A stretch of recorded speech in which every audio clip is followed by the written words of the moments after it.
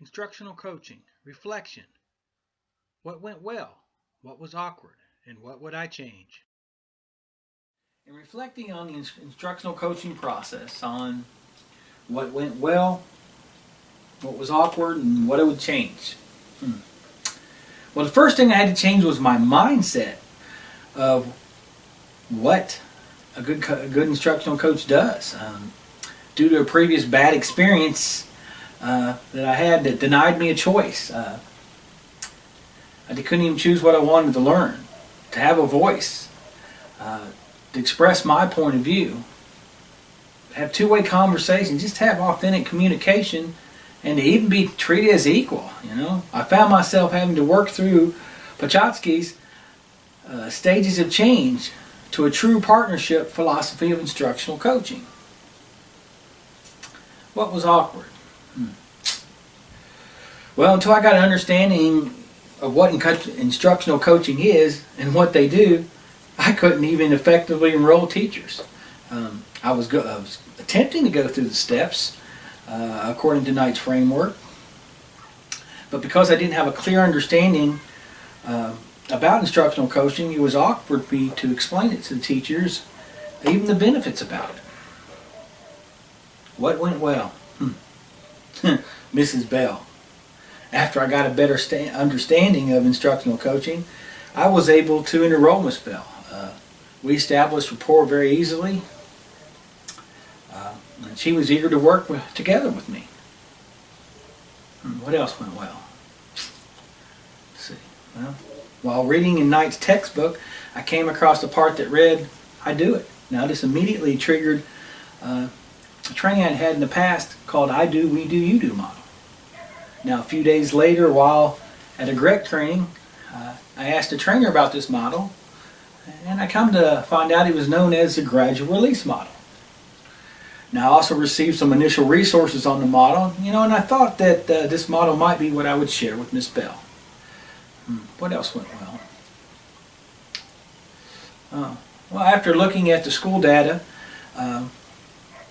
on use of time, bell-to-bell instructions, student engagement, and teacher becoming facilitators, only confirmed my decision to share the gradual release model. What else? Oh yeah, the book.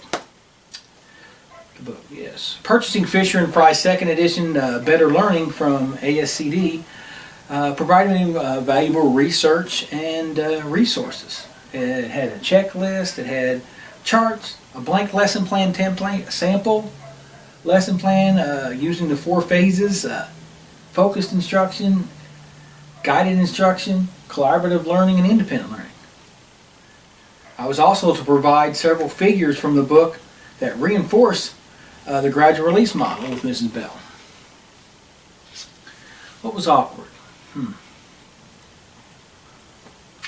Yeah, being a new teacher, an FMD teacher for that matter, in the school district, in a self-contained classroom, made it hard for me to meet with Miss Bell.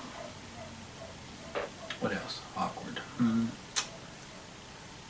Not having materials readily available required me to have do research several hours. Several hours. Videotaping, yeah. At first it was very awkward. I had to get used to the camera not being there, but with washers coming on, people hollering from the next room, awkward, but I just had to go with the flow. What would I change? Yes. Well, I'd have more resources sooner for the collaborative learning phase, so that Mrs. Bell would have more options to choose from, definitely. So that she could, it also provide her a better picture of what to implement for that portion. What else?